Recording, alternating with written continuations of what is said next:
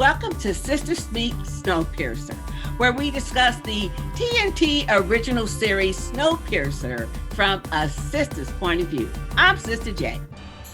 I'm Sister LM. I'm Sister Molly. And I'm Sister A. And welcome to episode 5 entitled Keep Hope Alive.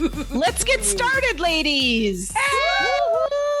Welcome, family. And we want to welcome Sister Molly to the podcast. She's our guest host for this podcast. So welcome. Thank you. Okay, so did you, before we get into our lippy and stuff, how long have you, been a part of the family? Tell us something. Yeah. Okay. I'm actually very new to the family. Probably just a few months ago, I looked for a Walking Dead podcast and found you guys. Hey. And I listened to like a few of the other ones out there and I couldn't even finish an episode. And then I found you guys and I was like, I finally found my people. Like, My tribe. We your tribe. Good answer. Yes. And so I joined the Facebook group and that is like, oh yes, this is the family right here.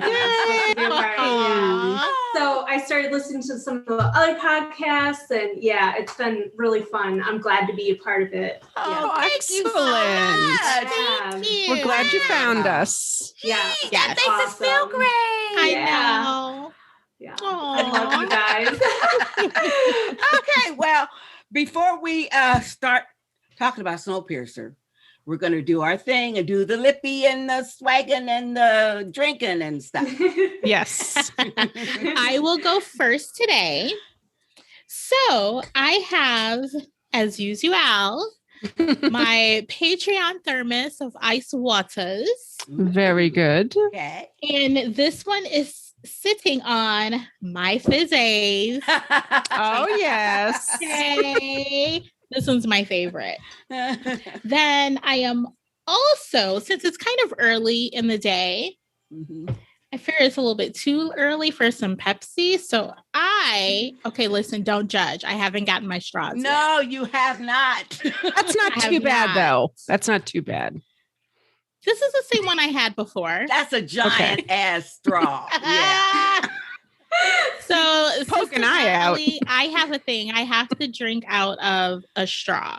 With the exception of my Patreon. I don't use a straw in that one. Yeah, you just chug that sucker. I chug it, but because I don't have a straw, it get lost in here. So yes. Sister A found us some perfect some perfect size straws. I'm just waiting for them to be delivered. But anyway, excellent. In my authentic Sistah Speak Yeti, thank you, Sister J, I am sipping hot authentic chai Yeti. tea. I'm coming. Come on. Come on. All right. I'm sorry. I'm slow today. It is early, LM. It is early. But I am sipping some hot chai tea with a splash of vanilla soy milk. Oh, very nice. You love your milk in your tea. I love my milk in my tea. It's so good. I was thinking tea too, but I'm hot. It's hot. Really? Yeah. The weather's a little warm in Boston, isn't it? Yeah. It's like 40. Oh, heat wave. Hey, but it's That's what I feel you. Hey, but it's 72 in Dallas today. That's why I got this little shirt on. That's way too hot. She got short sleeves on. I love it. And the authentic Yeti is sitting on this one. Awesome. I love that one with the ears. With the ears. That's a little cat one.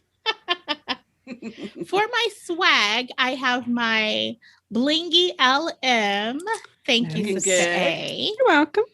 I have my Soul Sister Alex Anani bracelet. And then check this I mean, isn't it super cute? Amazing. And it's so warm. So warm. Yes. Handmade by the sisters. Handmade. Now, who made those, Sister J? Was it you or Sister K? Yeah. We both crocheted them. So okay, I did some and she did some. Okay. Just like the scarves too. I love that then. But only moi does the coasters. Yes. Gotcha. Yes. And you can get the credit. And I'm getting ready to start on bottle and can koozies. Oh, yes. I crochet a lot, Molly. So yeah. It's almost koozie season. Yeah. I was going to say that. We're coming into it. Yeah, it'll be here before we know it. That's right. Well, see, I need that so I can put my can of Pepsi in it. Oh, Yes. really? That's it. That's it. There you go. And my hard ciders. That's Yeah. Don't forget us on your list, Sister J. Taking color requests. Okay. And then lastly, I have a new lippy today. New on the podcast. New on the podcast, but not new in life. Okay. It is by the Lip Bar. Ooh. They're local, like they have a shop in our downtown. Wow. But they're sold in like Target, a couple other places now. It's called the Lip Bar, huh? The Lip Bar, yes. Okay. It's matte. It's long lasting. It does not transfer on anything. Oh. The only issue I have though is maybe it depends on the color, but this one is my favorite. But I got one of the like deep reds or like deep burgundy, and it does not go on smooth. It kind of like I don't know what it does. This funky thing where you put it on and then it's like thick in the corners, but then it's light in the middle. It just wow. Okay. Yeah. And I had that issue with 2 of the other colors. Oh, okay. Yeah, be careful. So what's this color? That's to be careful. So this color is called Prima Donna. Oh, perfect. It is purple. I like that. I love the purple. I love the packaging. It's like a see-through. I like that. Yeah. And it's a nice color on you. Yeah, it looks very nice. It's dark, but it's a nice purpley, dark purple, rich color. Yes. Thank you. Very Now, because nice. it's matte and it can be a little drying, underneath, before I put it on, I have my Shea Moisture Shea Butter. Vegan. Oh, yes. Very good. Okay. Bonus. So you don't have no calm balm today, huh? No calm balm no today. pot in a pot. No pot in a pot. Okay. Pot in a pot. Just checking. Just purple and butter. Purple and butter. All right. I'll go next. Okay. Today I have my usuals watches in my giant sack. Because, we get thirsty. I'm so unprepared. Both of you were unprepared. I was unprepared as well. That's okay. Don't worry about it. Hold on. Imagine it. Z-A-K. Okay. Z-A-K. I see it.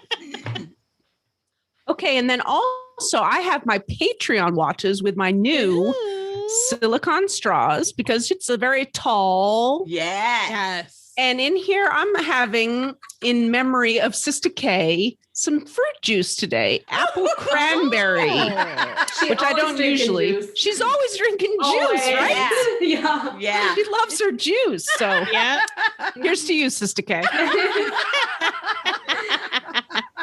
She's just not with us today. Nothing's happened to her. Right. Yeah, you did make it sound a little bad. Yeah, sorry about that. And I'm also wearing my Sister K, Sister A from Sister K, rose gold script necklace. Beautiful. I have my Sister LM gift, my soul sister. Yeah. And on my wrist today, I have our Snowpiercer logo. I'm ready to go. Awesome. And on my lips today, I have the NYX Powder Puff. Ooh. And this color is called Moody. I have that one. You It's do? one of my faves. Yeah, so it's a little bit purpley. Where the hell is it?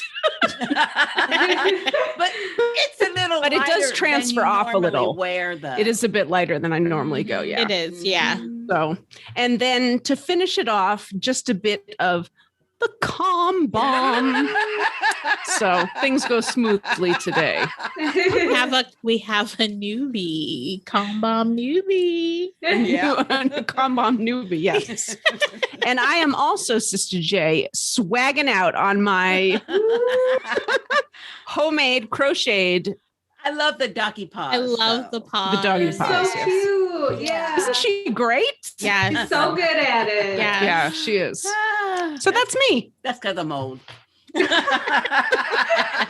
doing it a long time. That's because you're retired. You got lots of time to enjoy your crocheting. Yeah. Yep. And you can probably do it without even thinking about it. Like as you're watching TV. Exactly. I do. Yeah. And I crochet like when I'm trying to think something out, like in one of my stories or something, or when I'm bored also. Ooh. Yeah. Okay. Keep those fingers moving. Yeah. Right. Because I enjoy it. And that's why I don't do it. People always ask me, oh, why don't you sell these and stuff? That's why I don't do that. Yeah. That would be no fun. It's enjoyable to me. Right. I don't want to have to do it, you know. Yeah. That's very productive when you're bored. When I'm bored, I just take a nap. Well, I do that too sometimes. Okay, Sister Molly, what you got, girl? Hey, okay. So I have the lip bar too. Wow. Yeah. I really like them because they have really bright colored lips. And I really like hot pinks and purples and all that kind of stuff. Plus, they started in Detroit, which is where I'm from. And the girl who started the company, went to high school with me. And so it's Black woman owned. So it is. Oh, yes. It is now Black woman owned. Now, you know, Sister LM is in Detroit too. Yes. You guys are together. Wow. That's crazy. That. Awesome. What high school did you go to? Cass Tech. Woo! I didn't know this about you. Oh my God. Are you serious? That's great. Cass Tech, so listen, cool. is the best high school ever. It is. Wow, you guys. Wow. Wow. Small technicians world. up in here. Yeah. Yeah. So this is in the color Playmates. And I love that color on like you. that You one. look really good. That's in that bright really lip. nice. You would think with your blonde hair it would be too dark, but that looks good. No, it's Thank great. you. Yeah. It looks really good. Yeah. And I agree that it's like you said, Sister LM, the colors, different shades are a little bit different. Like, I don't know if it's the more natural. I think they are all vegan and natural formulas. So I think maybe things just differ a little bit. Yeah. With the shades and stuff. Yeah. It's a little bit drying. I usually put something on top to keep it moisturized. Like you put something underneath it. That was smart. Yeah. But yeah.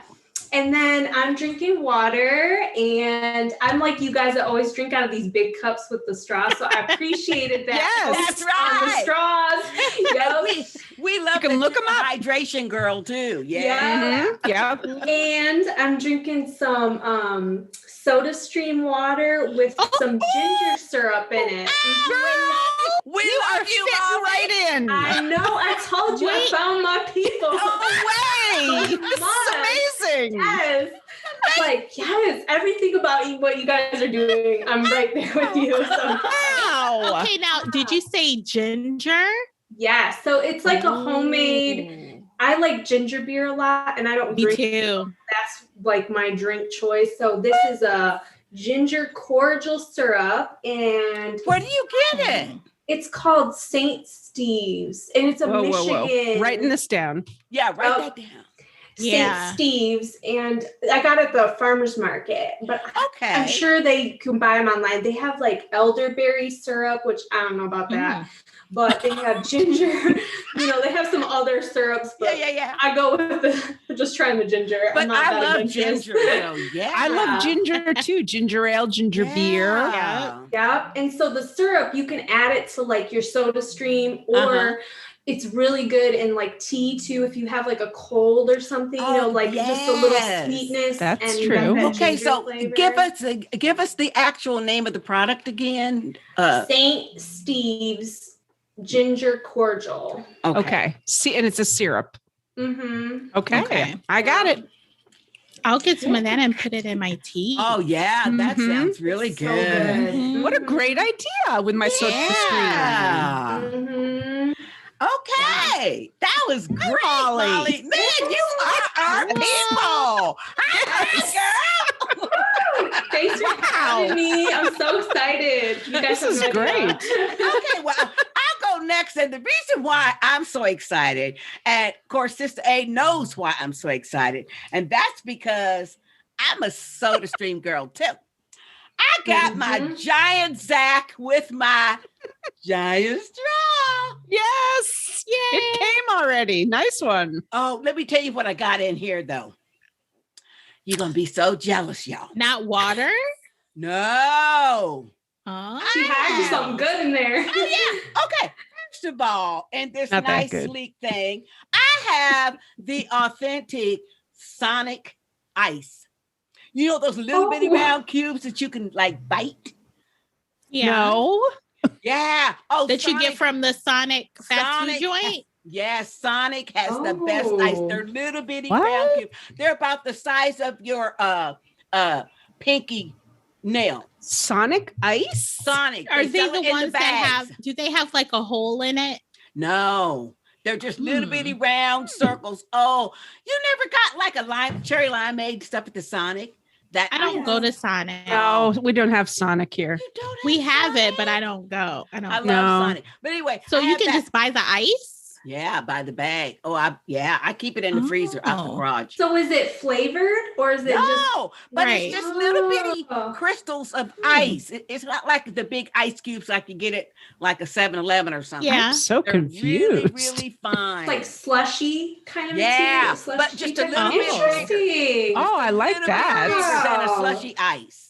Okay, Oh, so would it be it's- crazy if I just went through the drive-through to just get ice? No, and they will sell them to you too. They'd be By like, the what? bag. Did they give it to you? Wait. And the bag is so neat because it's drawstring. So you can take some out, Oh. drawstring, put it back in your freezer. Oh, I I'm love looking it. that up Anyway, as well later. But We anyway, taking notes over here about the drink. I've got like all kinds of stuff going on. wait a minute. Let me get to the best part. The best part is I got my Soda Stream seltzer in here all the way up to the top. And in this, I have pure organic raspberry mint syrup.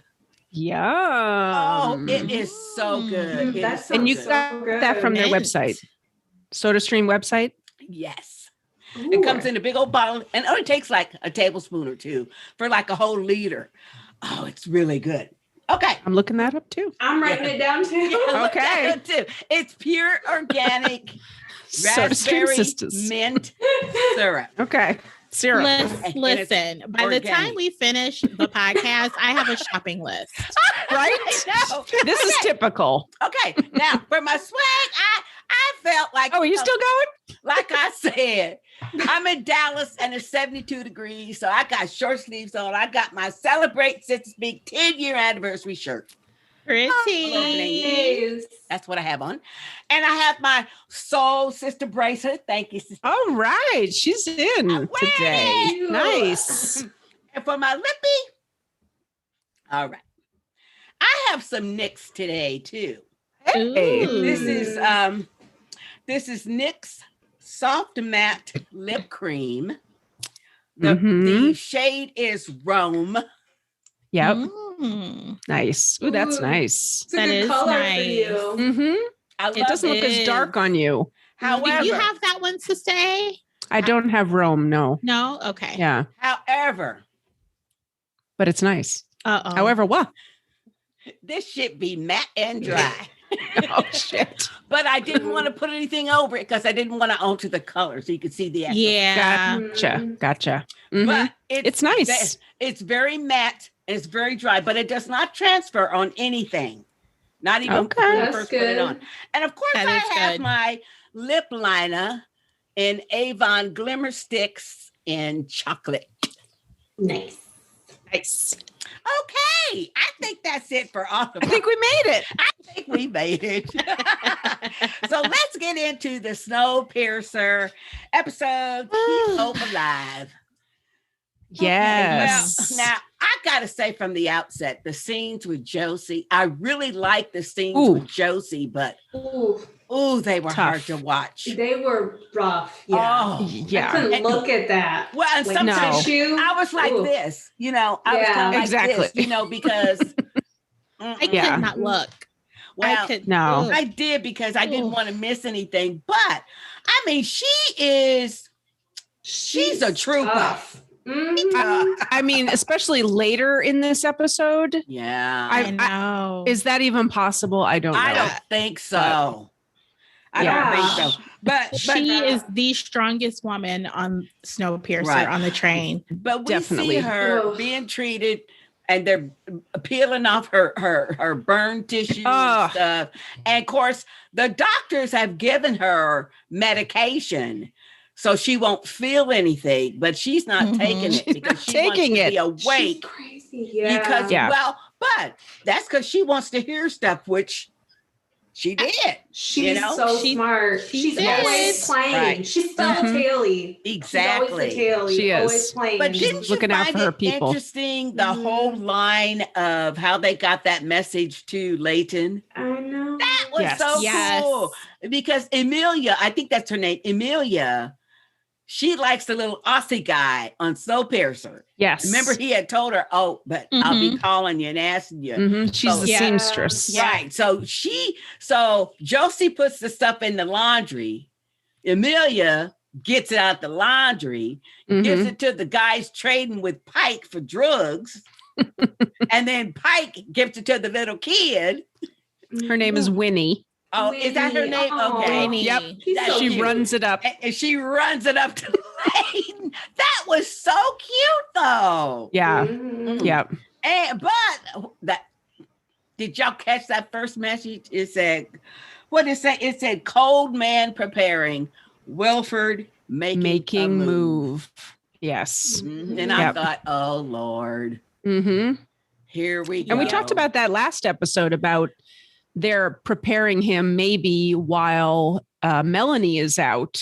Right. Yes. Something's going to happen there at the exchange or they're preparing him to go out there or something. Yeah. I mean, absolutely. Leighton, though, is too smart not to realize that Wilford's going to try all kind of stuff because Melanie's away. And, and he doesn't want the train to stop. So therefore, he's got to try to sabotage something. Don't you think? I mean, he's got to do something with his time. Yeah. So, but okay. Yeah. I'm reminded of our first episode that we had with Zombie Scotty. And he said, I hope they don't make Wilford just this one-dimensional exactly jerk guy. Yeah. And it looks like that's what they're doing. Yeah. I don't find we haven't seen. Do y'all? I don't find any redeeming anything about this. No, this character. Not even a glimpse. He's just a creepy psychopath playing games. And creepy is the word. He is just so he really is creepy. He is. Sistah K would say fine too. I feel like we gotta say that for her. But yeah, he is. He's creepy. Yeah. Playing with people, and he didn't even tell Alex what he was planning. No. So nobody knew until it happens what he was planning. I think he is not trusting Alex because of her reaction about Melanie. Yeah. That's what I think. And so he shouldn't trust her. But what reaction would he expect? That's her mom. But he expected that all the indoctrination that he's over the years. It's just like Emilia said, or not Emilia, LJ. LJ says, but he done raised you. He done told you all this stuff. You know? Yeah. Anyway, and we don't know what he has told her. We can only imagine what he has told this child for all these years.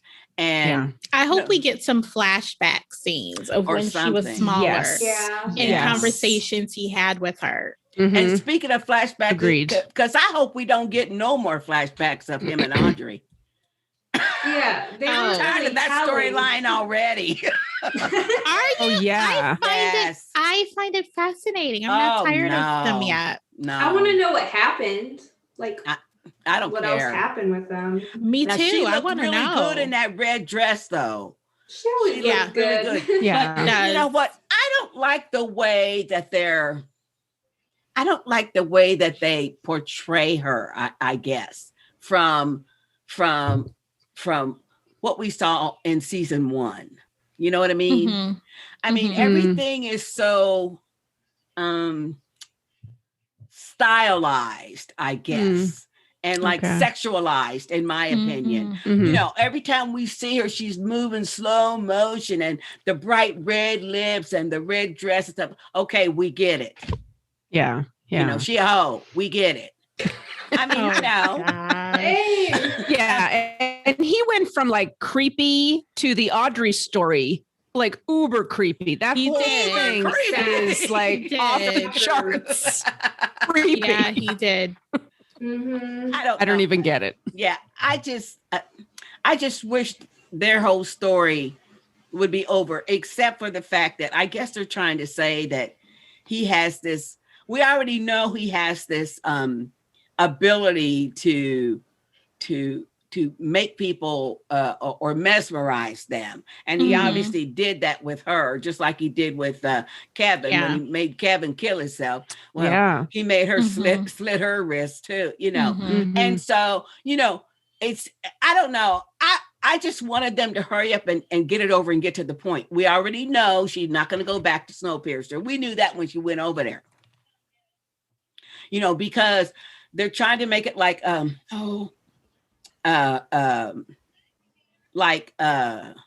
one older movie where the older guy finds this like little urchin and makes her over Pygmalion, you know. It's just I haven't seen that. Yeah. Okay. Well, it to me it's you know, we already know that he is able to manipulate her and other people. So to me, it was just too much wasted time. And wait a minute. And we already knew she wasn't going to be able to rewire that speaker, those microphones, so they can listen. That whole thing. I mean, he's on to her already. Yeah. Already. He looked directly at it. Yeah. Yeah, and noted and fiddled with the screw, right? Right. Mm-hmm. Yep. I mean, come on, lady. See, I wasn't sure if she didn't go back to Snowpiercer because she wanted to learn more and finish the job, or if she was like trapped back in his control. I didn't know, and I was wondering if he was trying to protect her too, like because he knew something was going to go down, so he wanted her to stay. So I wasn't sure. What do you guys think? Is she staying because she's under his, you know? I don't think she's under his control again. I think she has this mental block, and she went over there with the decision of, I can't let him get in my head. I just can't let it happen. So I don't think that's it. But I do think that in his own creepy, twisted mind, he still wants her, and he knew shit was about to go down. So he's like, okay, I can keep her over here safe. She's not going back. But then I also think from her end, it was more so, well, shit, I came over here for a reason. I can't leave until I get the job done. She has a mission, I think, as well. Oh, I don't think she's under his spell, but she does have something that she needs to finish. She does, yeah. Playing the game. Yep, and she'll play him because he's... She can. She can get to him. Yeah. Well, you disagree, okay. You never know. I mean, that's the kind of the thing that's why they're writing it. I think she is under his spell again. I think the reason why, because she is the person who told Leighton before Wilford even went over to Snowpiercer the very first time. She said, no, you don't want to mess with him at all, period. Because he has a way of getting into your head, and he always gets what he wants. And she said, he doesn't want the train. He wants your soul. That's what she's telling Leighton when she was safely still back on Snowpiercer. Right. That's true. You know, and like, okay, this is what I mean. When Wilford goes over to Snowpiercer and she does her little dance for him and sings and all that shit, and they're in the room and she has told Zara, oh, if I'm not done in 30 minutes, come get me and all that bullshit. Okay. Then that connection started all over again. And then when he sent her the invitation for a private dinner, she was going to go whether Leighton or Rose approved it or not. Right. Had some mission for her to go to or to do in the first place. There is nothing in any episode that I can recall in any episode that gives us any indication that Audrey is swift enough to do some mechanical things, switching around some wires and stuff. In order, nothing. So that was just really silly writing, in my opinion. The reason why I don't think she stayed because of the mission. And that's because when the alarm was going off and the door was already open because Ruth was already there to transition the border for her to come back because it was time for her to come back.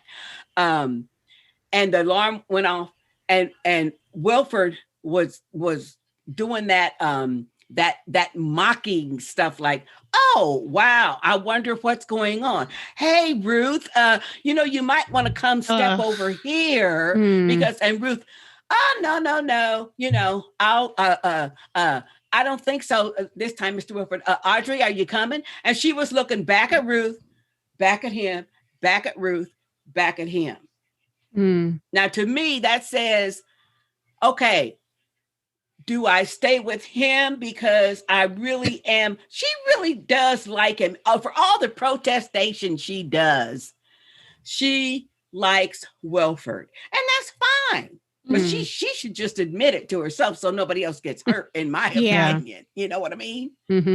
But now, I think we're going to see, I'm not saying that she's going to, sabotage Leighton or them or anything, but first of all, I don't believe she's ever going to carry out whatever she thinks that mission is that they gave her.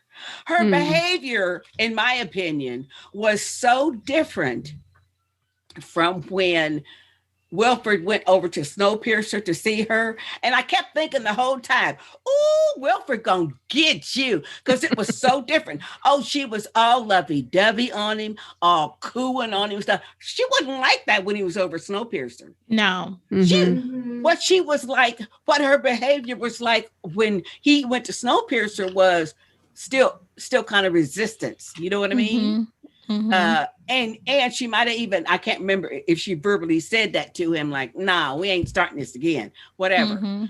But when she went over there, she was her whole behavior, it was just so lovey-dovey and cooing and oh, we need to, yes, darling, go get us a drink. And wait a minute, and I'm sitting there watching thinking, oh shit, something gonna happen. Because her behavior was different. You better believe Wilford checked that out too. Yeah, he's smart. Yeah. I don't know. Yeah. I don't know. We'll see how they write that. Yeah. How it pans out. But I'm just, get to the action part. Yeah, okay. Let's move on. That's what I said. Why don't we talk about action this episode, though? I feel like almost every other scene was action. Yeah. It was a lively episode. There was a lot going on. Exactly. Well, why don't we talk about Mr. Wilford's book club? Oh my God. I loved it. Yeah. You could see how afraid everyone was of him, though, where nobody wanted to speak and they were like looking down. Like, you can tell he is in control. Yep. And they're all afraid of him. Right. But he psychologically browbeats people. But he also has he also has Icy Bob backing him up and Sykes backing him up because she'll kill you. Yep. And those doctors, because those people, there's only 100 people, maybe a little less now on a Big Alice. So, including LM. Right. But it would be. She'd be in the book club. Right. Of course. Yeah, she'd be right there. But that would be easy to I'm sure, sacrifice 1 or 2 or 3 for the others to see. Yeah, you're gonna get got if you don't follow what I say. I mean, because everyone, including Alex in her way, everyone tiptoes around him. Everybody. He can snap at any moment, and he likes it that way because he set it up that way. Yeah, he did. Yeah, I mean, for all we know, when they first started out, once Snowpiercer left and everything, and he had to, get Big Alice. I mean, he might have been throwing some people off the train. Who knows? Oh, you don't want to do what I say. I didn't even think about that. Oh, yeah. I thought about it. I mean, because the guy's crazy. Why would you sit in a bathtub? It's one thing to make somebody kill themselves, but you sitting in there in the blood. Oh, hell. It's so intimate. It's an intimate. Yes. Yes, that's true. In a fucked up sort of way. Yeah. It's really creepy. He is psychologically fucked up. I mean, to be in somebody else's blood. Yes. So, that's a different level of psycho. Exactly. Yeah. Intimate. Okay. Yeah. Let's talk about my girl, Ruth. Okay. I loved her this so whole episode. I love her. Love Ruth. I really like her this whole episode. I like the fact that she is the communique go-between person. And she just is so loving it. Prideful. Yeah. Of it. Loves it. Yeah. Communique, out of my way, coming through. And you know what though? This is the thing that impresses me about her. She don't ever look. This is the first time we ever seen her look at the communique, but she didn't look before she gave it to Audrey. You see what I'm saying? She looked coming back.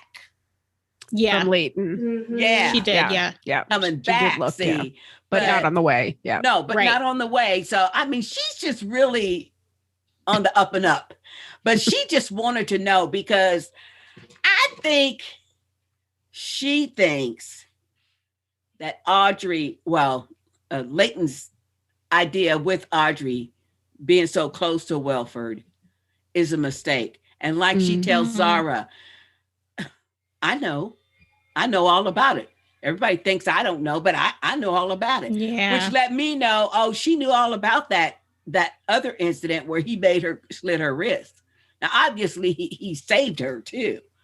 Meaning, you think Zara knows about that? You think Ruth? You think Ruth? Ruth you think Ruth knows about that? Oh, interesting. Really? Yes, I'm not sure about that because she said everybody thinks that I don't know. She didn't say the word stupid, but that's what she meant.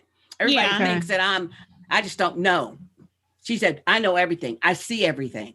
That's what she said. So if that's the case. She said to Zara when she was taking Zara into the little announcement room, she said to Zara, she said something to the effect of, it was a mistake putting them two back together.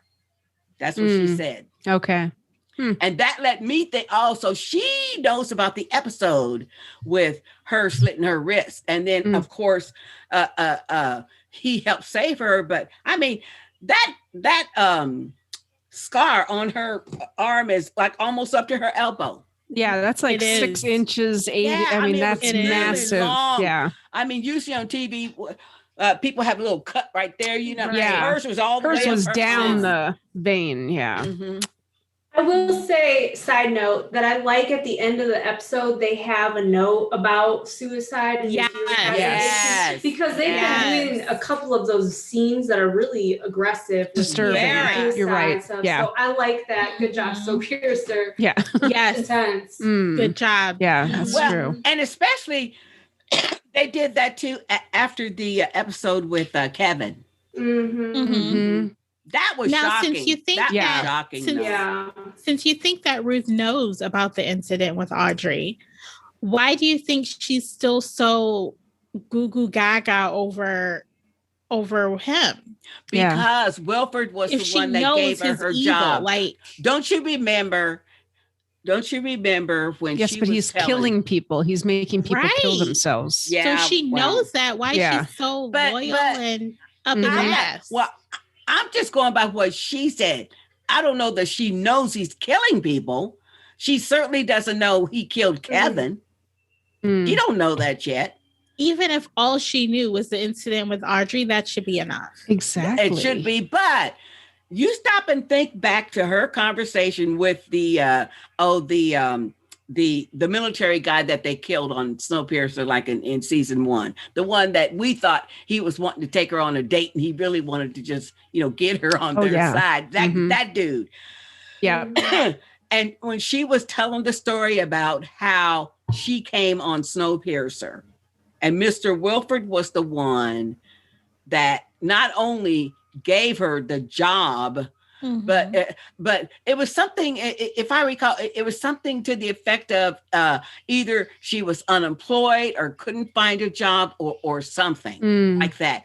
And and she happened to meet this man like at a cafe, coffee shop, something. And he plucked her out and gave her that opportunity for hospitality and stuff. So yeah, she's extremely loyal to him. Yeah, maybe she feels he saved her. Exactly. In a way. Yeah. And that's exactly what she said to that guy. Maybe. But think about, so knowing all that, think about her behavior and stuff. And especially once she found out about Melanie was really Mr. Wilford on Snowpiercer. He wasn't really there. But she's starting to change though.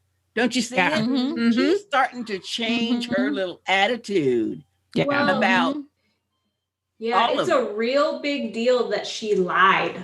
I think because she was so on Melanie about how could you lie to me and to all these people. And then she turned on that microphone and I was like, oh crap, is she gonna lie or is she gonna tell the truth? Because that is was at the core of her. Exactly. Yes. Was lying. Yeah. She was put into Melanie's shoes. And she did exactly what Melanie did. Yeah. Exactly. That needed to happen for the good of the train. Understand. Exactly. Melanie, true. Now she can completely understand where Melanie was coming from. Yeah. But I love that scene. Now. Yeah, Mom. But the struggle of her was good.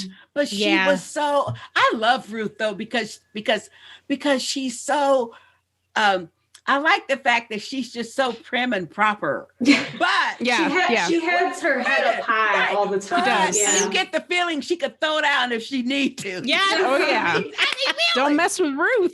Yeah. You get the feeling that if she had to, she could throw down. You don't want to get on her bad side. That's true. Ruth can fuck you up. Don't get it twisted.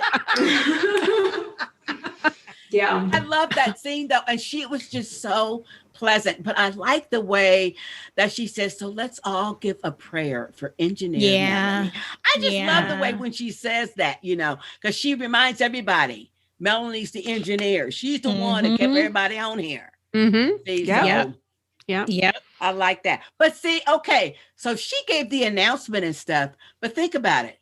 She gave that announcement, which was a lie, which as Molly pointed out, had to go against her little core beliefs.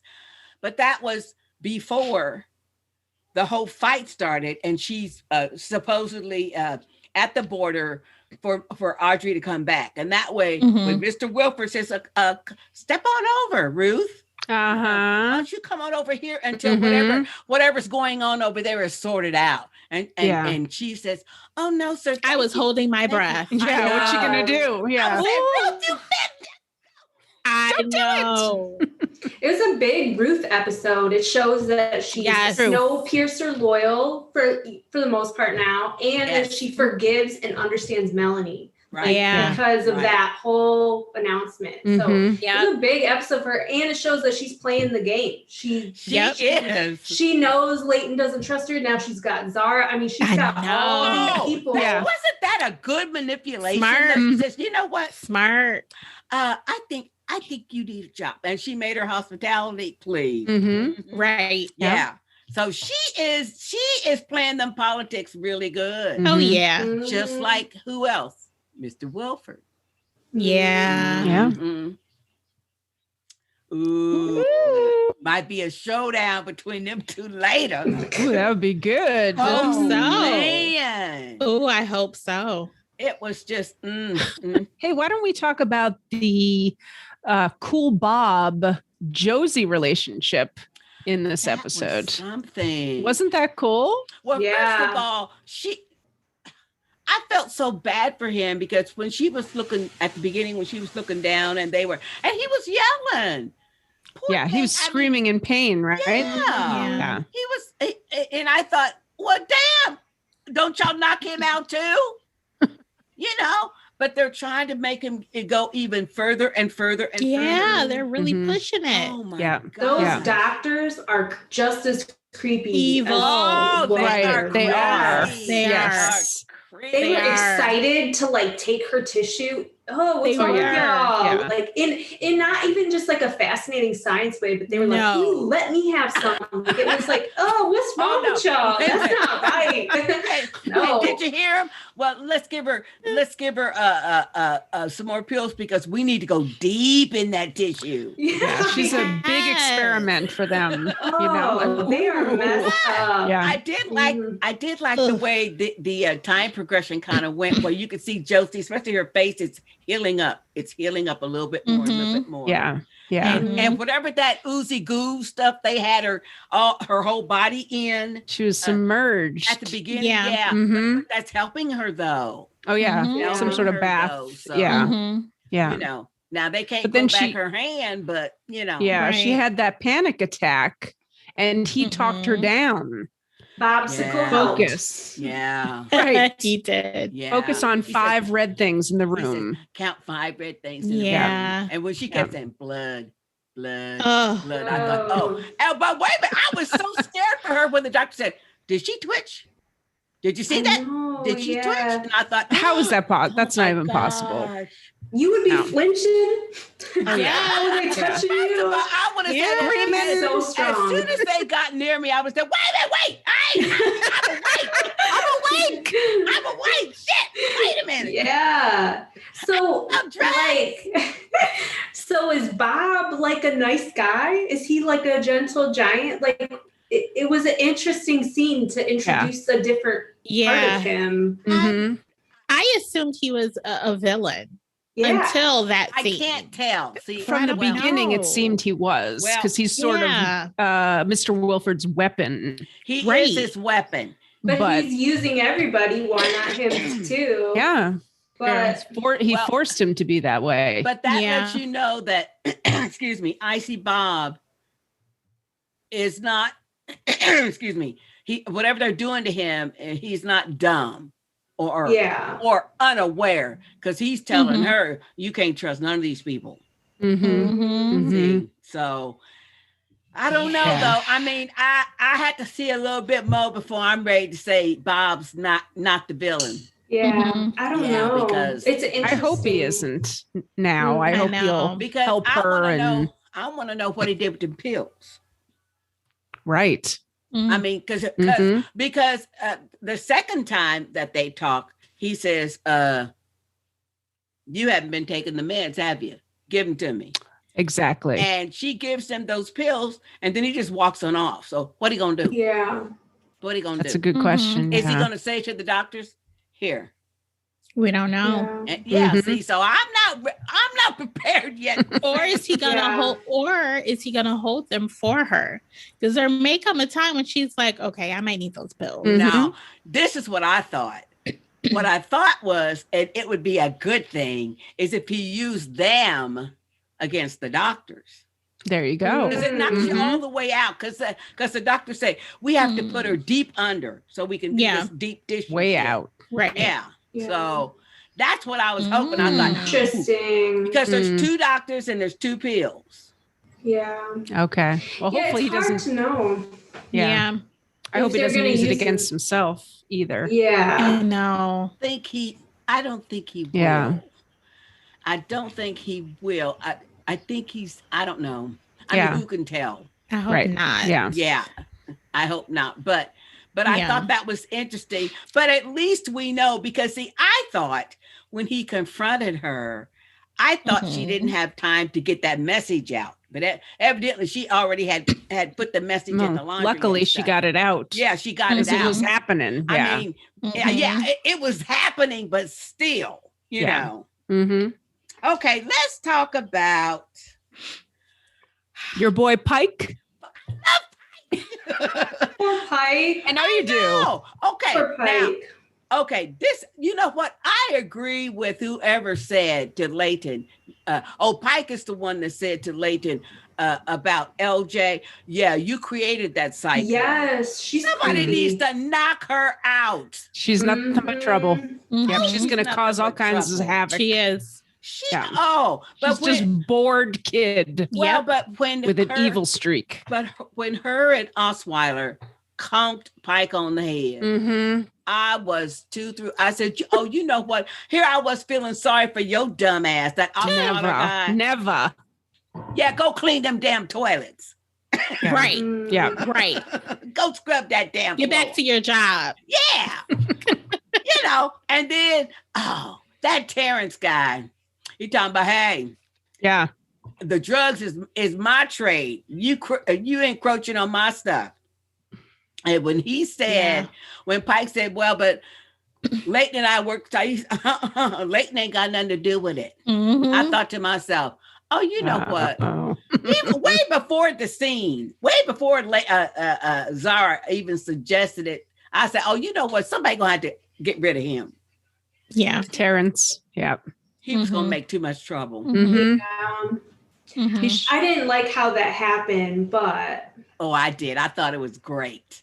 I just feel bad for Pike because I don't think he didn't want to kill. And I don't like that Layton was like, yeah, we'll take care of him. But then he made somebody else take care of him. Yeah. Well, and I didn't like that. And it was Zara who was whispering in his ear. I thought that whole manipulation was good because that whole manipulation was started by who?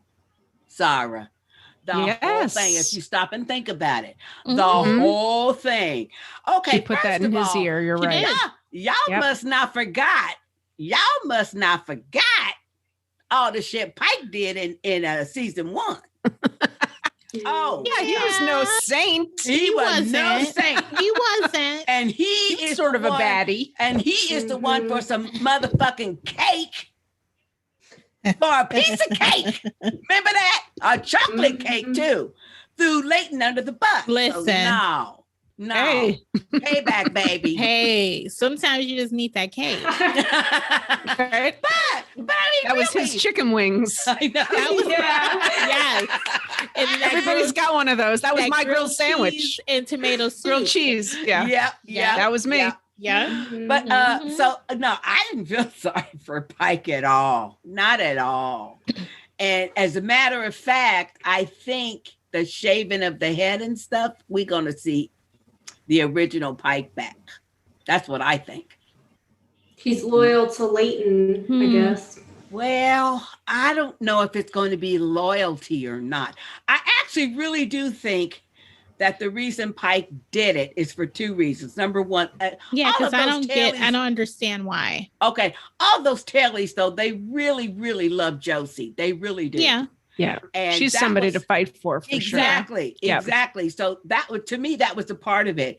Also, because he did, just like he said to Layton, he did owe Layton his life because they wanted to get Pike because he threw Layton under the bus. Yeah. The Tailies. And Layton was the one that said, no, we're not doing that.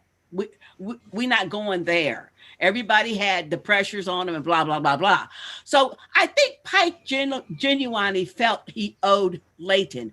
But number 2, I think it was the fact that he needed and wanted Terrence gone so he could continue his drug trade because Terrence was, I mean, how dare Terrence have somebody conk him on the back of the head and bring him up there, threatening him and talking about, this is my trade, blah, blah, blah. So I think it might have been 50-50, but I think a small part would be loyalty to Layton. I think the biggest part was because Terrence had threatened Josie Because I mean, Pike was the one getting the messages to Leighton. And that's true. And he needed to get Terrence out the way so I could go on freely with my trade. Yeah. He likes being that guy. He loves it. Yeah. He gets to get high on his own supply. Oh, yeah. He's testing everything. Exactly. Test the product. So I don't think that at all. But I think he wanted it. When he was fashioning those knives out of that can, I thought, okay, here we go. Because he wanted it in his brain to justify himself. Because he's not going to say to himself, you know what? I need this drug trade. So I need my competition to be gone. I need him gone, blah, blah, blah. That's too logical. So in his mind, he had to, I want it to be fair. It wasn't going to be fair, no way. Because he had already planned and plotted how he was going to kill Terrence anyway. How's that fair? Yeah. You see what I'm saying? So he did that for his justification. And then when Terrence wasn't playing along, playing the game, then he said, that's when he got upset and he just went berserk. I wanted it to be fair and you not let me have it fair. Boom. What was that? That foam stuff. Yeah. What was that? That stuff? It was like a foam gun or something. I forgot. I had to. Right. It was that talking. I couldn't watch that. No. I watched every second. Tell me what's happening. I can't look. I watched that was every nasty. Second. It was, you've seen that construction sites, that little caulking gun where that's probably what it was. Yeah. Where they're getting ready to like glue like 2x4s or something, because that foam, whatever that substance is, and I don't know what the name of it is, but as soon as it like maybe 5-10 seconds after it hits the air out of that little can, it hardens. So it's hard. Yeah. It fills every opening. Exactly. Which is what it did. And then nasty. So that's how, but I mean, he had stabbed him 3-4 times before that anyway. Yeah. So he was going to die anyway. But but he just went crazy then. Went down. Because, in my opinion, because it burst his mental bubble about, I want it to be fair. This all going to be fair. So, you see what I'm saying? And then he just kind of went off. Him shaving his head reminds me of Shane in The Walking Dead. He shaves his head and now he's like, I'm a bad guy now. This is who I am. It's like his new persona. Exactly. That's what I'm saying. He's going to go back. Yeah. But when we first meet Pike, he was badass like that. I mean, he was the villain in the tale. They have so many players now. There's so many players in this mind game. It is. You know what I mean? Like the people in charge, and then there's Ruth, and then there's Zara, and then there's Pike, and there's Josie, and the Bobsicle, whatever he's playing, Bobsicle. So there's a lot of people. That's good. Bobsicle. Poor Bobsicle. Yeah. Well, let's talk about little Teal. I was just going to mention that. Okay. Wait, before we get to Till, going back a little bit with Pike, can I just say kudos to the writers and whoever does the score on the show, because they perfectly placed the song. Because I got high. That was good. That was good. You are so right, LM. I was rolling. I thought, wait. They played. I had to roll it back. Just started cracking up. I rolled it back and sang along. Yep. They did good. It was that's funny. Really good. I'm glad you brought that up. Excellent I forgot. choice. Yeah, that was an excellent musical choice. Yes. And it kind of lightened it, brought a little comedy. It did. That's true. Until they comped him. Yes. Right. Because he got high.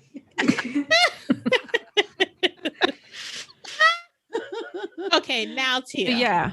Let's talk about Till and this pastor dude. She's losing it. I don't trust the pastor. I told y'all last time. I don't trust him. And now I really don't trust him. Nope. He's instigating some shit. Yeah. Yeah. He's putting shit in her head about getting rid of Leighton. Is he meant to be the leader? I'm like, damn, dude. Well, first of all, I did like the fact that he took her away from the bar because somebody was going to be jumping on somebody. Yeah. And, had her box Mm-hmm. But what got me to feeling real uneasy about him, even before he started that whole conversation with her about Leighton, it may not be the right shepherd, you know, that is, he pretty nearly kicked her ass. He sure did. You know? He did. Kicking her when she's down. I mean, he was literally he was boxing her. Not a fair fight. He was knocking her out. And I thought, so preacher man, what was you doing before preaching? Yeah. What kind of message is this? That's what I wanted to know is, okay, what's your backstory? True. Yeah, because he keeps popping up and messing with her. He does. For episodes now. He's lurking and he's there. And every time she's trying to do something, he pops up. And she's fragile right now. And he may be taking advantage of that because she's breaking. So he's like, oh, I see an in. I don't know about him. I got a different take. I got a different take. You know what? This is what occurred to me. Do tell. When he was sitting there having that conversation with Till. I don't know. I just got this sneaking feeling. Damn, I wonder if he's the Wilford mastermind over at Snowpiercer. Oh, I think so. Okay. Because just by what he was saying, I'm thinking he's recruiting. Maybe he's the one. Because remember, she kept saying, you know what? There's already planning over here. That Wilford's already got people over here. They got to be organized some kind of way. That's what I thought. I thought, oh, interesting. Especially because of what happens later. That's when I'm like, okay, wait a minute. Is this why he keeps popping up? Exactly. Yeah, that's a good theory. Yeah, because he's definitely anti-Leighton. So that right there is on the side of Wilford. And it's a character we've been introduced to. They could be building him. Yeah. It could be. Okay, we'll keep our I eyes don't know peeled. that we have ever. I don't know if anyone has ever said his name. She just always says preacher. And you know, I watch everything with the captions on. And so a lot of times when people are talking, they have their name. Say their name. Like that's why I knew Emilia's name was Emilia. So what does it have when he talks? Nothing. It doesn't have it. It doesn't have a name. Okay. So, and she refers to him as preacher. Yeah. I have not seen him talk to anybody else but her. Have y'all? Yeah. No, I haven't. So I'm saying he only comes out when she's around. When she's around, exactly. And only talks to her. You know, that's a good point. That's a good point. And I'm mad she hasn't caught on or even questioning him yet. No. Yeah, she's smart. She should be smarter than that. But she's breaking. She's so fragile right now. Yeah, she's conflicted of what her purpose is on the train now. But she's also two things. She's also lonely. That comes across really clearly. And this is the second conversation, the one she's having with the preacher, where she is referencing her survivor guilt. Yes, she feels very guilty that she is still surviving. Yep. And so many others have died, whether they died before getting on Snowpiercer or during their time billions in Snowpiercer. that died. Well, but those people up on the board, their pictures up on the boards and stuff, those were people, Tailies and third car people who have died since being on Snowpiercer. Right. Those weren't the billions out there. Yes, exactly. Right. So she's feeling survivor guilt. And I mean, they, in almost every episode with her, she has some conversation with someone. And twice it's been with the preacher where she has mentioned that, like, why am I still here and others are not? And well, how can I ever hope to be happy because all this is going on. Yeah. You know what I mean? Yeah. And I think Till though will prove to be really useful as far as with Leighton and Roche. And that's because she senses things. She has tried to tell Leighton for 2 episodes now. There's some shit getting ready to kick out. Mm-hmm. I mean, think about That's it. true. But he's preoccupied with this Zara stuff and blah, blah, and all this Josie and Zara. Yeah. And being the leader of the train and stuff and living in that 2-loft apartment, apartment and shit. Side-eye and Ruth. Yeah. And I mean, because, okay, I don't know what I expected for him to do, but I was irritated, frankly, with the scene while Pike is killing Terrence and he's in the dining car with Zara and they having a nice wine and dinner and stuff, Yeah. It doesn't work. It looks weird. I think so too, yeah. And I don't like Zara. I don't either. I don't like her either. But it's like he's changing too. Like we talked about, Ruth is changing and seeing the light. But he's changing too to something that he never was. Right. Or that we never saw that he was. I mean, he's a police detective and stuff, Yes. And now I told you I don't like him. Yeah, we know. But that's because of the actor. Yeah, you don't like the actor. Yeah, you don't like the actor. See, that's different. And all his dreads and his increasing dreads. Yeah, his increasing dreads. But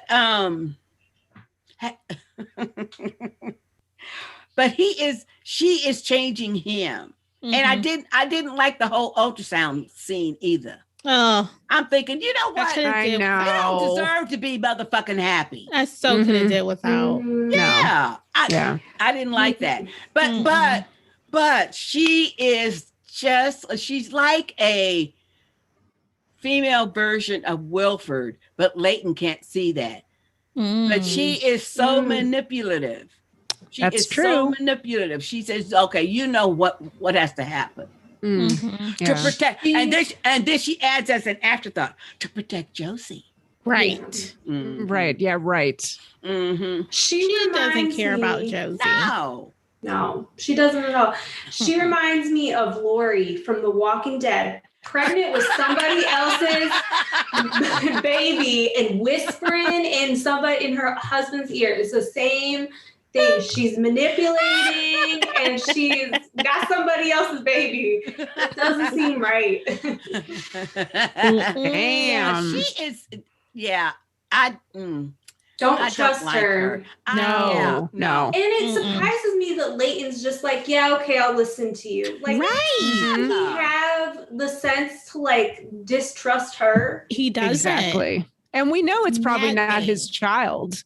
Right. So how is he trusting that too? Yeah. No. I don't believe he the baby daddy at all. No way. No way. No. It was the other dude, the dude that the LJ.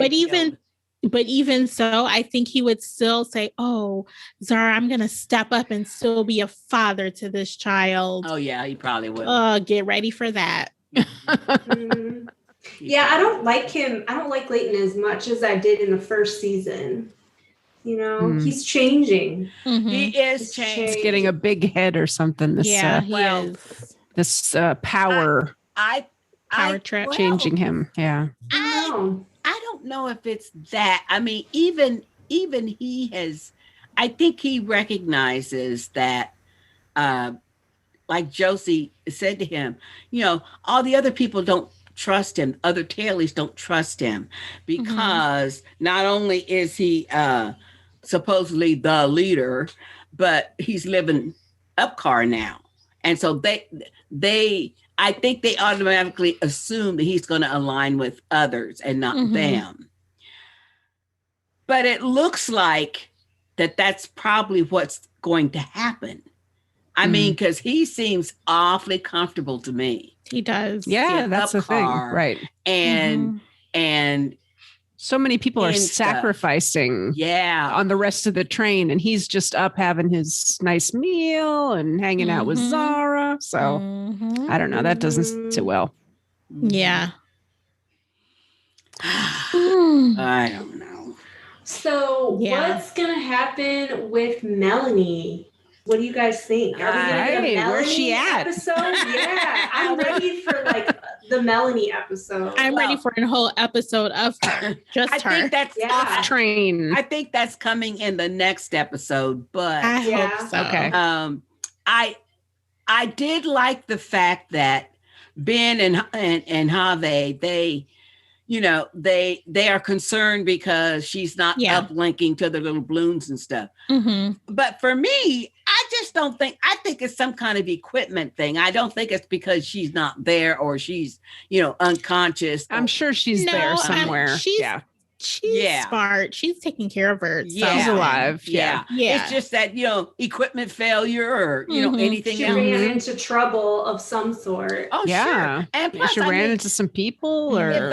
If the whole earth is frozen and everything else is frozen. Yeah. The instrument's frozen. I mean, it's going to take a little bit more than just a little bit to get everything, working. And especially if that, wherever she is, whatever station that she went to, has been abandoned for 7 years. Yeah. Right.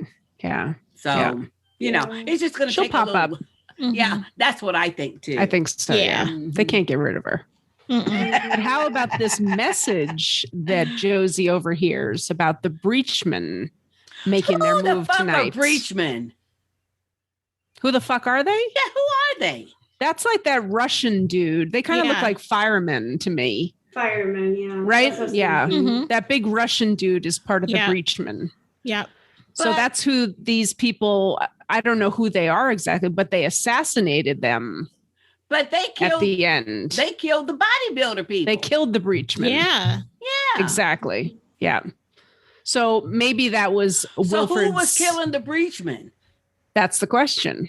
Okay. So Wilford's people that have been right. Or is it part of Leighton's crew? Well, okay. This is what I didn't get. I do. Okay. Like ninjas. When the doctors was talking about it's happening tonight. Yeah. And blah, blah, blah. And let's see, I wrote that down. That's why I thought it was Mr. Wilford's people. That's what I thought. But he's trying to take out the Breachmen, but the Breachmen are loyal to him. That Russian dude is loyal to him. And see, so I'm not sure. That's what you called. I just called them the bodybuilders. I didn't know what you called them, Breachmen. Yeah. But why would he kill off allies or someone that he knows? I don't get it. Is on his side. Why would he tell the doctors? What do the doctors have to do with it? Mm-hmm. Well, okay. It's just like when Ben and Ave was having that conversation to tell Leighton that they hadn't heard from Melanie, but that Mr. Wilford and the passengers were expecting an announcement. There was Zara was in there as hospitality. Ruth was in there as hospitality. Right. Roach was in there as hospitality. So, the doctors were probably just part of that whole his little crew council. Yeah, his crew, because they were working on Josie, and then Sykes was at the door, remember, and interrupted them, so they had to step outside. They was talking, so I mean, maybe she said, "Hey, there's a meeting in an hour." Never know, because I mean, I'm sure that of the top echelon people on Big Alice, the doctors would be considered that. Seems to be, yeah. I mean, although I wonder if maybe could he have been attempting to see if there were any leaks on his end and send forward like a false message to see what would happen. Oh, that's you know what I mean? But like again, sent a false message ahead. That the Breachmen were attacking, but the Breachmen are on his side. So why would he want to have them taken out? I don't know. Why but I thought maybe them? Yeah. They're not the Breachmen were the ones that were killed. Exactly. Yeah. They were the ones murdered. But if it was Wilford, why would he sacrifice them? See, I don't get They're strong. Okay. They are on his side. You guys got me thinking. He needs everybody he can get. I know. I was just wondering if he was just testing things. I don't know. I mean, or putting the heat off of him. Let's think about that. So everyone can think like us, like, no, it can't possibly be Wilford. But he is effed up. Mood. So yeah. But he obviously told the doctors because they were talking about he's rushing things. He says it's going to be tonight. So he knew this was happening. But that's a good question. Because those breachmen had tattoos on, they did, on their body. Yeah, they're definitely loyal to him. So why would... Yeah, I'm not sure. It was just a thought. But he have them. And then this is what I didn't get to. If y'all think back to the scene where Leighton gets the message and then he's rushing down the hall. The hooded person, the person with the hood, it looked like he went right in front of him. Yeah. And so I'm thinking, I'm yelling at the TV, Leighton, did you see that dude? Follow that dude.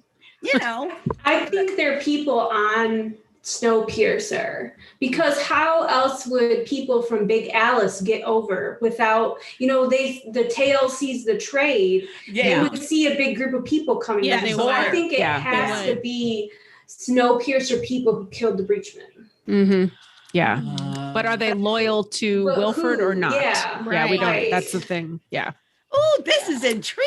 It is another mystery. Yeah, we don't know. Right, though. Yeah, because the only time that border is open is when Ruth is there. Yeah, and she somebody's watching. Yeah, and she stamps the little paperwork to show and everything. So. Yeah, she's so official. So official and efficient. And she loves it. Ruth. She loves it. Her. Yeah. I think this show does a good job of bringing up mystery after mystery, so you keep watching, but they also give you answers along the way, So I want to know what happens with all these different scenarios and people playing games. So I want to keep watching. You don't lose interest. Like some other shows have too much mystery and action. Or they drag out the mystery. Right. Yeah. So and then it's a lame job. Yeah. Agreed. And so another question is going to be the people, or if there were any people loyal to Terrence. We know that LJ and Osweiler are not, because Leighton gave them the high sign and they left. Yeah. The guard person that they had down there also left. Because Pike all took off. Yeah. Pike came up to him and looked at him, gave him a look, and he left. So, the word was out. So I'm wondering, are there any Tailies or anybody in the third car? Because he was in the third car, right? The night car, right? Isn't that where Terrence was? Yep. So I wonder if anybody there is going to be loyal or cause an issue because Pike killed him. Yeah. The real question is, who's going to get all those Encyclopedia Britannicas? He's got like a whole library up there. That's a lot of book. Who gets custody of the library? I remember, know what though? I remember as a kid having the Encyclopedia Britannica man come to the house, and he'd be sitting in the living room showing my parents. Selling it. Showing my parents these books and stuff. Yep. I remember that. They used to go door to door, just like unbelievable. The Fuller Brush man used to go door to door too. Wow. Well, I enjoyed this episode. Me too. Y'all give it? What would y'all give it? Packed. It was packed. It was packed. Yeah, there was no downtime. It seemed. No. And this was, I think, only the second episode that I live tweeted. And it really help me to understand if I live tweet. Yeah. Okay. Because you're getting feedback from other people as well, or getting feedback from other people, but also really watching. But also at the end, it's like, wait a minute, those are the breachmen getting killed. What's going on? Yeah. So I'm like, okay, maybe it's me and I'm just not getting it, or it went over my head. No. But then I saw, okay, everybody's confused. Exactly. A whole lot of them. Yeah. Mm-hmm. Yeah. Yeah, I didn't get that. I just it's didn't confusing. understand why. Yeah. I was like, wait a second. They were the ones getting killed. Mm-hmm. And then that big dude, the one that she was almost going to, Till was almost going to fight in the armory. They didn't kill him though. But I think it's because he was in the bar. Wasn't he still in the bar? Or he was somewhere. Mm-hmm. He wasn't. It was violent, though. Yeah, he wasn't. Yeah, it was really violent endings for these people. Yeah. Yeah. Yeah. Mm-hmm. I just didn't get it. And even talk about it now, I don't understand why. Yeah. They were targeted if they're loyal to Wilford, because Wilford definitely orchestrated it. Mm-hmm. He knew about it. Mm-hmm. Yeah. And everything. If Leighton would have got that message earlier, it could be Leighton taking out the breachmen, thinking that they would be attacking somebody. Yeah, that's what it seemed like, right? Oh, yeah. So it could have been. It could have been a Snowpiercer loyalist trying to take out before they did something. No, I didn't think that. But Leighton ran right past him. It seemed like it was at the same time, so it didn't think. Yeah, it seemed like it was at the same time to me. Mm-hmm. You know what? Now that's something. Yeah, because it could be okay if someone you know is about to take you down. Go for their army. Go for their strong. Yeah, get them first. Yeah, or they get you. I think you just solved the mystery. Yeah, you did. So could it be the Tailies? Like now we just have to figure out who it is. Yeah. Joey's reading Josie's messages or something like possibly because they get the message first. Yes, they do get the message first. If they look at it, I'm sure they have it before it gets along the way. 1,000 cars forward, right? Yeah. I'm sure they look. You know what? Okay. This is the only curious one. I'm sure they're looking at the message. Heck yeah. Oh yeah. Who wouldn't? Now that is a thought. Maybe that's why that shot shows the guy with the hood running, and it looks like Leighton's coming towards him, but he goes that way, and Leighton never sees anything. Maybe it was two different time periods, but they're showing. You know what I mean? Because Leighton's tearing up the hall. I mean, he's running. Yeah. But maybe that was them showing this is the path that they both took. But not necessarily at the same time. Yeah. True. Or near each other. Ooh, that's good. I like that. Ooh. Well, luckily it's back on tomorrow. So we don't have to wait too long to find out what's happening next. Yeah, that sounds really good. Yeah, because I'm curious. Like you said, Molly, it keeps you wanting more. Yep. You know, so. So what or is like Alex now scheming both sides too, you know, from her perspective, trying to protect what her mom has. I don't think it's deep enough there, but she knows Wilford's up to something. She does. Side is she on now, you know? She could be But I don't think she would have the manpower or the even the time to plan something. That's true. That's true. And I don't think she would do that yet. You know what I mean? Yeah. Because for all she knows, because of the announcements and Ben and Ahave, they give regular announcements. Then for all Alex knows, Melanie's fine. She's She's getting the uplinks and everything's proceeding like it's supposed to. So and I mean, she doesn't have friends over there yet, really. No, she doesn't. But even though, she likes LJ. LJ, yeah. But even though, not a good friend, not a good friend, not a good role model. We know that, but she don't know that. Doesn't count. Right. Yeah. but she don't know that though, not yet. Yeah. But she's gonna find out. That's true. But we don't know. I mean, just because Alex has a few moments of what we think is clarity, we don't know. I do not get a sense that she would ever go against Wilford by herself. If her mother was standing there with her, or Leighton or Ruth was standing there with her, she would. But she's not going to do that because she's still a kid. She's still a kid. And she knows how ruthless he is. You know, I mean, ruthless. I'm sure she saw the aftermath of Kevin. Yeah, she was certainly in the other room and she shut the door. Oh yeah, remember she knows the drill. When someone goes in that bathroom with Wilfred, they're not coming out. They're not coming out. So she knows the drill. Put on some music, turn my headphones on. Yeah, she closed those doors, right?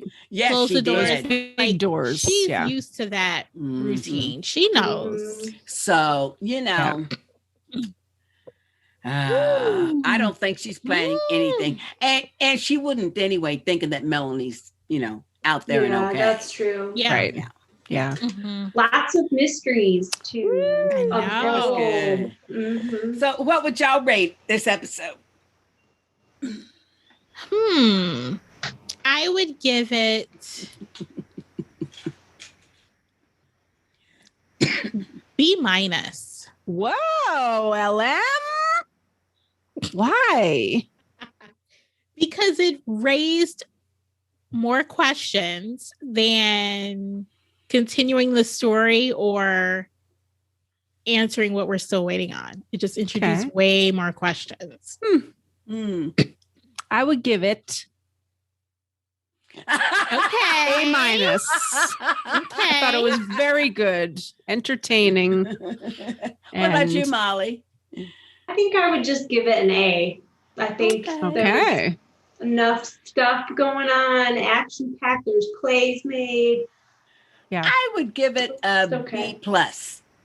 Okay. Only because the Audrey storyline is boring to me. So. Yeah, I was gonna that's probably why I didn't give it an A, because that was a little too far-fetched. But I did like all the other intrigue and storylines. I like I like what's happening with Till. I like that Roche is still up there always with Leighton and stuff. And I like that character too. So he needs more to do too. But I really like the interaction between Josie and Icy Bob. And Bobsicle. Bobsicle. Yeah, I'm going to start calling him that. Bobsicle. Okay, so Sister Molly, is it Roche or Roach? Oh, I thought it was Roche. Roche. But I think it's Roach. I don't know. I think it's Roche. Like an SH sound. Yep. That's what I think. Because I think I heard somebody say that. Okay. Yeah. I'm not sure. It's not Roach. I can tell you that. It ain't.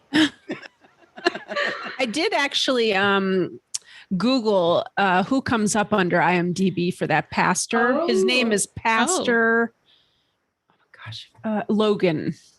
But not that it helps us at all, but he does have a name. Sure. So I'm on Facebook as Molly Bosworth, and I'm on Instagram as Molly Bean, or I have like a beauty Instagram where I talk about lip products and makeup and beauty products, and it's called Making Up Mall. Yeah. Okay, very good. Wait, making up what? Mall, MOLL. I got to write that down for my to-do list. I'm going to follow you now. Yeah, babe. Okay, that's it for now. I'm Sister J. I'm Sister Lem. I'm Sister Molly. And I'm Sister A. See you next time. Bye. Bye, roaches. Adios, Big Alice. Popsicle, we out. Okay, good. And I wrote that down too. I'm going to always refer to him as Bobsicle now. Yes, that's very good. Because I always forget, is he cold Bob? Is he frozen Bob? It's Icy Bob. Icy Bob.